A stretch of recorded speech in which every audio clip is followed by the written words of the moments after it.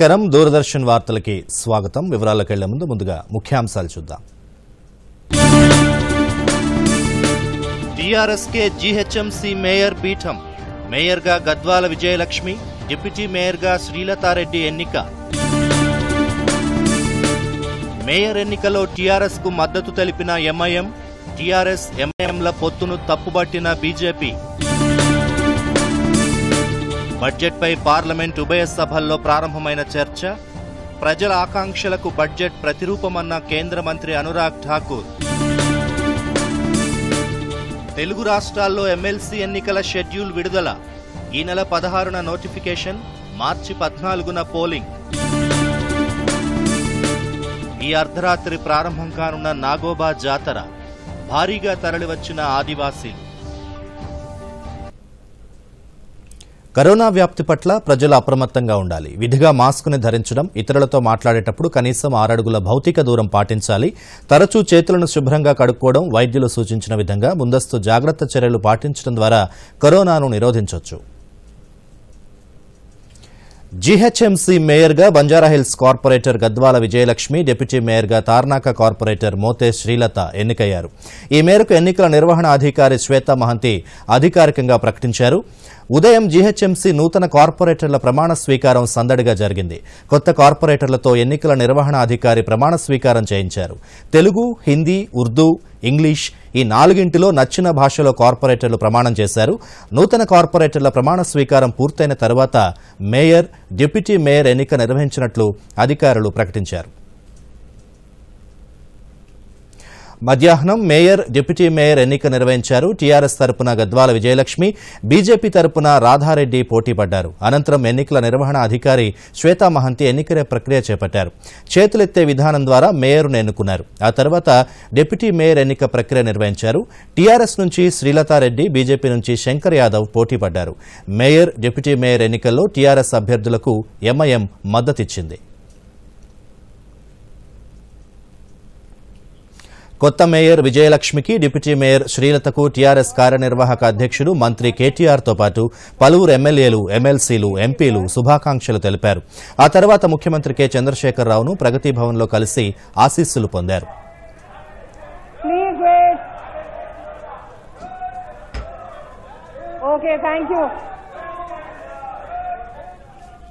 GHMC మేయర్గా ఎన్నికైన గద్వాల విజయలక్ష్మి ముఖ్యమంత్రి KCR, TRS party working president KTR కు కృతజ్ఞతలు తెలిపారు. హైదరాబాద్ అభివృద్ది కోసం అందరి సలహాలు స్వీకరిస్తానని పేర్కొన్నారు. నగరంలో మహిళలకు మరింత భద్రత కల్పిస్తానని స్పష్టం చేశారు. అవినీతిపై పోరాటం కోసం ఎంత దూరమైనా వెళ్తానని తేల్చి చెప్పారు. మేయర్గా, డిప్యూటీ మేయర్గా ఒకేసారి 2 మహిళలకు అవకాశం ఇచ్చినందుకు ముఖ్యమంత్రికి మరోసారి కృతజ్ఞతలు తెలుపుతున్నారని విజయలక్ష్మి పేర్కొన్నారు. కొత్తగా ఎన్నికైన mayor Vijayalakshmi, deputy mayor Srilatha TRS కార్పొరేటర్లు ప్రగతి భవన్లో ముఖ్యమంత్రి కె చంద్రశేఖరరావును కలిసి ఆశీస్సులు పొందారు. ఈ సందర్భంగా ముఖ్యమంత్రి వారిని అభినందించి హైదరాబాద్ అభివృద్దికి కృషి చేయాలని కోరారు. కొత్తగా ఎన్నికైన మేయర్, డిప్యూటీ మేయర్, కార్పొరేటర్లు నగరంలోని బస్తీల్లో పర్యటించి పేదల సమస్యలు తెలుసుకోవాలన్నారు. వారి సమస్యలు తీర్చడమే ప్రధాన లక్ష్యంగా పెట్టుకోవాలని సీఎం సూచించారు. అంతకుముందు టీఆర్ఎస్ కార్పొరేటర్లకు పార్టీ కార్యనిర్వాహక అధ్యక్షుడు మంత్రి కేటీఆర్తో పాటు పలువురు ఎమ్మెల్యేలు, ఎమ్మెల్సీలు, ఎంపీలు శుభాకాంక్షలు తెలిపారు.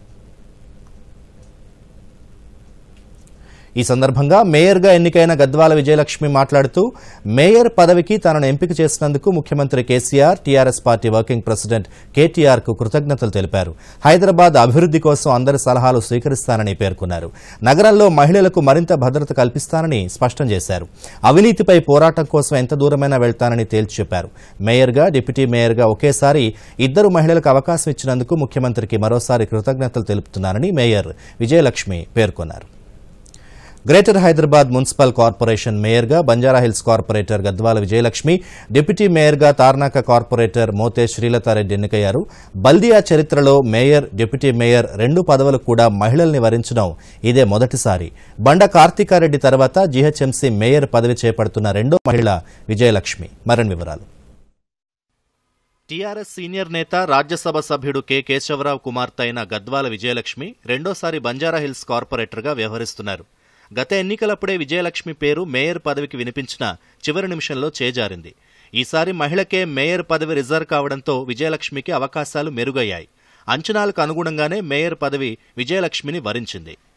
మేయర్ గద్వాల విజయలక్ష్మి విద్యాభ్యాసం మొత్తం హైదరాబాద్లోనే కొనసాగింది. పాఠశాల విద్య హైదరాబాద్లోని హోలీ మేరీ స్కూల్లో పూర్తి చేశారు. రెడ్డి ఉమెన్స్ కాలేజీలో ఇంటర్, భారతీయ విద్యాభవన్లో జర్నలిజం చేశారు. సుల్తాన్ ఉల్-ఉలూం లా కాలేజీలో న్యాయ విద్య అభ్యసించారు. వివాహానంతరం ఆమె 18 ఏళ్ల పాటు అమెరికాలో ఉన్నారు. ఆ సమయంలో ఉత్తర కరోలినాలోని డ్యూక్ యూనివర్సిటీ కార్డియాలజీ డిపార్ట్మెంట్లో రీసెర్చ్ అసిస్టెంట్గా పనిచేశారు. 2007లో అమెరికా పౌరసత్వాన్ని వదులుకుని భారత్కు తిరిగి వచ్చిన విజయలక్ష్మి అప్పటి నుంచి రాజకీయాల్లో కొనసాగుతున్నారు. 2016లో జరిగిన జీహెచ్ఎంసీ ఎన్నికల్లో టీఆర్ఎస్ పార్టీ నుంచి బంజారాహిల్స్ కార్పొరేటర్గా విజయం సాధించారు. డివిజన్ అభివృద్ధికి తనవంతుగా కృషి చేసిన విజయలక్ష్మి వరుసగా రెండోసారి కార్పొరేటర్గా భారీ విజయం అందుకున్నారు. మహిళల భద్రతకు కృషి చేస్తానని చెప్తున్న విజయలక్ష్మి నగరాభివృద్ధికి తీసుకునే చర్యలపై సర్వత్రా ఆసక్తి నెలకొంది. ఇక డిప్యూటీ మేయర్గా బాబా ఫసీయుద్దీన్నే కొనసాగిస్తారని మొదట ప్రచారం జరిగిన చివరి నిమిషంలో మార్పు చోటు చేసుకుంది. తార్నాక కార్పొరేటర్ మోతే శ్రీలతారెడ్డి పేరు ముందుకొచ్చింది. 49 ఏళ్ల శ్రీలత టీఆర్ఎస్ ఆవిర్భావం నుంచి అందులో పనిచేస్తున్నారు. కొంతకాలం పాటు టీఆర్ఎస్ మహిళా విభాగం రాష్ట్ర ప్రధాన కార్యదర్శిగా వ్యవహరించారు. 20 ఏళ్లుగా బొటిక్ నిర్వహిస్తున్నారు. గ్రాడ్యుయేట్ అయిన శ్రీలత తొలిసారిగా జీహెచ్ఎంసీ ఎన్నికల్లో పోటీ చేసి విజయం సాధించారు. కార్పొరేటర్గా నెగ్గిన తొలిసారే డిప్యూటీ మేయర్ పదవి లభించడం విశేషం. Bureau report, Doordarshan news.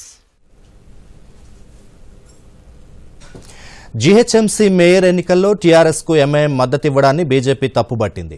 ఈ ఎన్నిక ద్వారా రెండు పార్టీల మధ్య చీకటి ఒప్పందం ఉన్నట్లు రుజువైందని బీజేపీ రాష్ట్ర అధ్యక్షుడు బండి సంజయ్ ఆరోపించారు. ఎన్నికల సందర్భంగా ఎంఐఎంతో పొత్తు లేదని స్పష్టం చేసి ఇప్పుడు ఆ పార్టీ మద్దతు తీసుకోవడం టీఆర్ఎస్ అవకాశవాద రాజకీయాలకు నిదర్శనమని బండి సంజయ్ ఒక ప్రకటనలో పేర్కొన్నారు. రాష్ట్రంలో మహబూబ్ నగర్, రంగారెడ్డి, హైదరాబాద్, వరంగల్, ఖమ్మం, నల్గొండ పట్టభద్రుల ఎమ్మెల్సీ స్థానాలకు అలాగే ఆంధ్రప్రదేశ్లో 2 ఉపాధ్యాయ ఎమ్మెల్సీ స్థానాలకు ఎన్నికలు నిర్వహించేందుకు కేంద్ర ఎన్నికల సంఘం షెడ్యూల్ విడుదల చేసింది. ఈ నెల 16న ఎన్నికల నోటిఫికేషన్ విడుదలవుతుంది. ఈ నెల 23 వరకు నామినేషన్లు స్వీకరించి ఆ మరునాడు నామినేషన్ల పరిశీలన చేపడతారు. నామినేషన్ల ఉపసంహరణకు ఫిబ్రవరి 26 వరకు గడువు ఉంటుంది.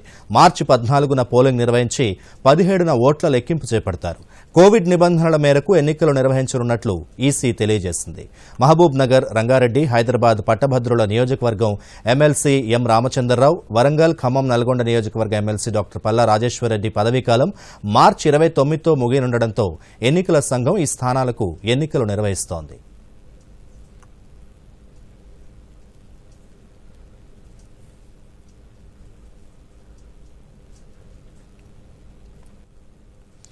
ఈశాన్య లదాఖ్ ప్రాంతంలోని ప్యాంగాంగ్ లేక్ సమీపంలో మోహరించిన సైన్యాన్ని ఉపసంహరించుకోవడానికి భారత్, చైనాల ఒప్పందానికి వచ్చినట్లు రక్షణ మంత్రి రాజ్నాథ్ సింగ్ స్పష్టం చేశారు. తూర్పు లదాఖ్లో పరిస్థితిపై రక్షణ మంత్రి పార్లమెంటు ఉభయ సభల్లో ఒక ప్రకటన చేశారు. భారత భూభాగంలో ఒక్క అంగుళాన్ని కూడా వదిలే ప్రసక్తే లేదని పునరుద్ఘాటించిన ప్రధానమంత్రి నరేంద్ర మోదీ మార్గదర్శనంలో చైనాతో భారత్ సరిహద్దు వివాదాన్ని పరిష్కరించేందుకు చర్చలు జరిపిందని తెలిపారు. మిలిటరీ కమాండర్లు, రాయబారుల మధ్య పలు దఫాల చర్చల అనంతరం ఇరు దేశాల మధ్య సరిహద్దు వివాదంపై ప్రతిష్టంభనకు తెరపడినట్లు చెప్పారు. ఈ చర్చల్లో కుదుర్చుకున్న ఒప్పందం ప్రకారం గతేడాది ఏప్రిల్ తరువాత ప్యాంగాంగ్ సరస్సు వద్ద మోహరించిన బలగాలను, ఏర్పాటు చేస్తున్న స్థావరాలను దశలవారీగా తొలగించేందుకు ఇరు దేశాలు అంగీకారానికి వచ్చాయని రాజ్నాథ్ స్పష్టం చేశారు. రెండు దేశాల మధ్య కుదిరిన ఒప్పందం బుధవారం నుంచి అమల్లోకి వచ్చిందని రక్షణ మంత్రి తెలిపారు. వాస్తవాధీన రేఖ వద్ద పరిష్కరించుకోవాల్సిన అంశాలు ఇంకా ఉన్నాయని తెలిపారు. हमारी सशस्त्र सेनाओं ने उन सभी प्रयासों के दृष्टिगत उपयुक्त जवाबी कार्रवाई की थी. राष्ट्र के साथ इस सदन ने भी उन वीर भारतीय सैनिकों को श्रद्धांजलि दी थी जिन्होंने भारत की सीमा की रक्षा करते हुए अपना बलिदान दिया था. आज मैं इस सदन को कुछ और महत्वपूर्ण डेवलपमेंट्स के बारे में बताना चाहता हूं. सभापति महोदय, पिछले वर्ष सितंबर से दोनों पक्षों ने एक दूसरे के साथ मिलिट्री और डिप्लोमेटिक चैनल्स द्वारा संवाद स्थापित कर रखा है. हमारा यह लक्ष्य है कि एलएसी पर डिसएंगेजमेंट तथा यथास्थिति हो जाए ताकि पीस एंड ट्रैंक्विलिटी पुनः स्थापित हो सके. मैं संक्षेप में वहां की ग्राउंड सिचुएशन के बारे में सदन को दोबारा अवगत कराना चाहता हूं. सदन को ज्ञात है कि चीन ने अनधिकृत तरीके से लद्दाख केंद्र शासित प्रदेश के लगभग 38,000 वर्ग किलोमीटर पर 1962 के संघर्ष के समय से कब्जा बना लिया है। इसके अतिरिक्त చట్టాలను ఉల్లంఘించే సామాజిక మాధ్యమాలపై కఠిన చర్యలు తీసుకుంటామని కేంద్రం స్పష్టం చేసింది. తప్పుడు వార్తలు ప్రచారం చేస్తూ హింసకు ప్రేరేపించే సోషల్ మీడియా మాధ్యమాలు బాధ్యతాయుతంగా ప్రవర్తించాలని కేంద్ర ఎలక్ట్రానిక్స్ ఐటీ శాఖ మంత్రి రవిశంకర్ ప్రసాద్ హెచ్చరించారు. రాజ్యసభలో ఒక ప్రశ్నకు సమాధానమిస్తూ సామాజిక మాధ్యమాలు ముఖ్యంగా ట్విట్టర్, ఫేస్బుక్, వాట్సాప్, లింక్డ్ఇన్ పేర్లను కేంద్ర మంత్రి ఈ సందర్భంగా ప్రస్తావించారు. భారత రాజ్యాంగ నిబంధనలకు వ్యతిరేకంగా ఈ మాధ్యమాలు పనిచేయరాదని స్పష్టం చేశారు.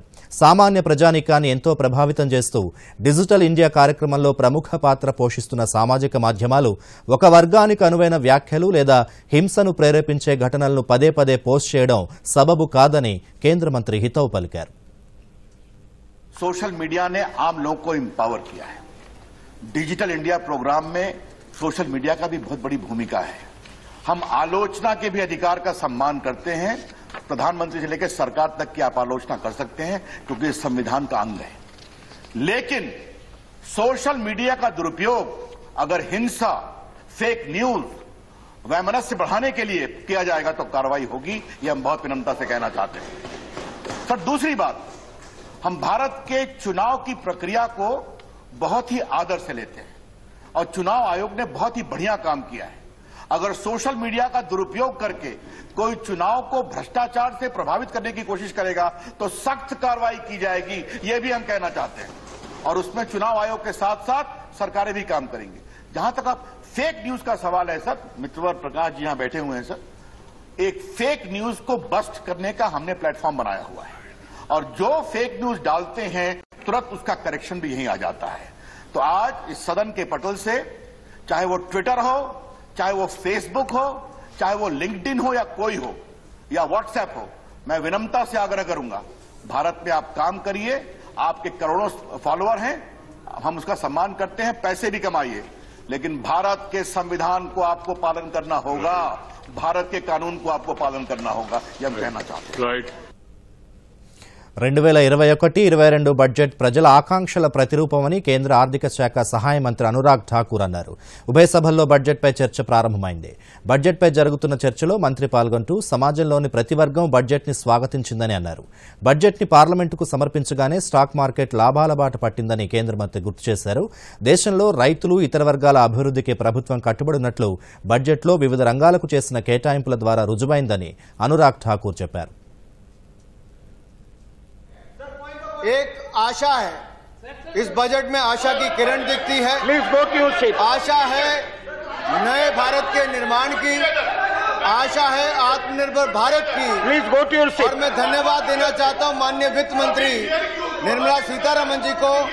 I have said if everything is unparliamentary, it will be looked into. देश ने भूरी भूरी प्रशंसा की है। समाज के सभी वर्गों ने सर इस बजट की प्रशंसा की है। और सर मैं ये भी कहना चाहता हूं, और सर मैं ये भी कहना चाहता हूं, इस बजट के बाद सर जिस तरह से मार्केट ने भी रिएक्ट किया है, एक दिन नहीं 2 दिन नहीं सर, लगातार मार्केट में पॉजिटिव रिस्पांस आया और 51,000 पॉइंट से ज्यादा सेंसेक्स में उछाल आया। ये भी अपने आप में दिखाता है कि पूरे देश और दुनिया में जिस तरह से इस बजट की प्रशंसा की गई है, ये मोदी जी की वो सोच है कि भारत को सशक्त भारत भी बनाना है और आत्मनिर्भर भारत बनाने का काम भी इस बजट के माध्यम से करना है। सर ये बजट, और इसलिए खुशी की बात यह है सर कि जब विपक्ष के नेता भी कहते हैं कि पहली बार 70 वर्षों में इतना पारदर्शी बजट आया है, तो इसके लिए भी मैं उनका बहुत बहुत धन्यवाद करता हूं। सर हमने एक्स्ट्रा बजटरी रिसोर्सेज की बात अगर की जाए सर, ఇదిలా ఉండగా కాంగ్రెస్ ఎంపీ పి చిదంబరం చర్చలో పాల్గొంటూ సంపన్న వర్గాలను మరింత సంపన్నులను చేసే విధంగా బడ్జెట్ ఉందని వ్యాఖ్యానించారు. ఎక్కువ మంది ప్రజల ఆకాంక్షలను బడ్జెట్ విస్మరించిందని ఆయన ఆరోపించారు. भारत जहां केवल 2 मोबाइल मैन्युफैक्चरिंग यूनिट थे, आज मोदी जी की नीतियों के कारण आज दुनिया के सबसे बड़े 2 मोबाइल मैन्युफैक्चरिंग निर्माताओं में हमारा మరోవైపు రాజ్యసభలో బడ్జెట్పై జరుగుతున్న చర్చకు కేంద్ర ఆర్థిక మంత్రి నిర్మలా సీతారామన్ రేపు సమాధానమిచ్చే అవకాశం ఉంది.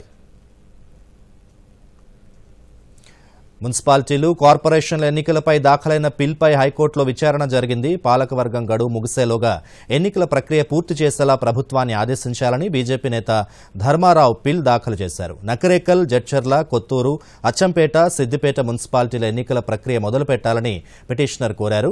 వార్డుల పునర్విభజన ప్రక్రియ జరగాల్సిందని, పూర్తి వివరాలు తెలుసుకుని చెప్పేందుకు సమయం ఇవ్వాలని ఏజీ ప్రసాద్ ధర్మాసనాన్ని కోరారు. దీంతో 2 వారాల్లో కౌంటర్లు దాఖలు చేయాలని ప్రభుత్వాన్ని, రాష్ట్ర ఎన్నికల కమిషన్ హైకోర్టు ఆదేశించింది. టీఆర్ఎస్ ప్రభుత్వం పార్టీ కార్యకర్తలకు ఎల్లప్పుడూ అండగా ఉంటుందని వైద్య ఆరోగ్య శాఖ మంత్రి ఈటెల రాజేందర్ అన్నారు. కరీంనగర్ జిల్లా జమ్మికుంటలో హుజూరాబాద్ నియోజకవర్గ టీఆర్ఎస్ పార్టీ ముఖ్య కార్యకర్తల సమావేశం జరిగింది.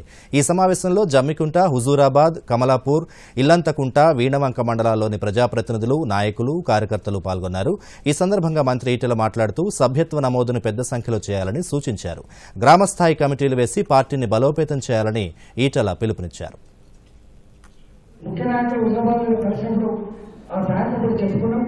ఇవాళ క్రియాశీల సభ్యత్వాలు ఎవరైతే తీసుకుంటారో వాళ్ళందరూ కూడా మంచి గౌరవంగా ఒక కార్పొరేట్ కంపెనీలో పనిచేసే ఎట్లయితే గౌరవించుకున్నట్టు. వార్తలు ముగించే ముందు ముఖ్యాంశాలు మరోసారి. దూరదర్శన్ యాదగిరి వార్తలను ఇప్పుడు సోషల్ మీడియాలో కూడా చూడొచ్చు. యూట్యూబ్ అయితే డీడీ న్యూస్ తెలంగాణ, ట్విట్టర్ అయితే DD news Telangana @DD Yadagiri news, మరి ఫేస్బుక్ అయితే డీడీ న్యూస్ తెలంగాణలో చూసి సబ్స్క్రైబ్ చేసి లైక్ చేయండి, షేర్ చేయండి. టీఆర్ఎస్కే జీహెచ్ఎంసీ మేయర్ పీఠం. మేయర్గా గద్వాల విజయలక్ష్మి, డిప్యూటీ మేయర్గా శ్రీలతారెడ్డి ఎన్నిక. మేయర్ ఎన్నికలో టీఆర్ఎస్కు మద్దతు తెలిపిన ఎంఐఎం, టీఆర్ఎస్ ఎంఐఎంల పొత్తును తప్పుబట్టిన బీజేపీ. బడ్జెట్పై పార్లమెంట్ ఉభయ సభల్లో ప్రారంభమైన చర్చ. ప్రజల ఆకాంక్షలకు బడ్జెట్ ప్రతిరూపమన్న కేంద్ర మంత్రి అనురాగ్ ఠాకూర్. తెలుగు రాష్ట్రాల్లో ఎమ్మెల్సీ ఎన్నికల షెడ్యూల్ విడుదల. ఈ నెల 16న నోటిఫికేషన్, మార్చి 14న పోలింగ్. ఈ అర్ధరాత్రి ప్రారంభం కానున్న నాగోబా జాతర. భారీగా తరలివచ్చిన ఆదివాసీలు.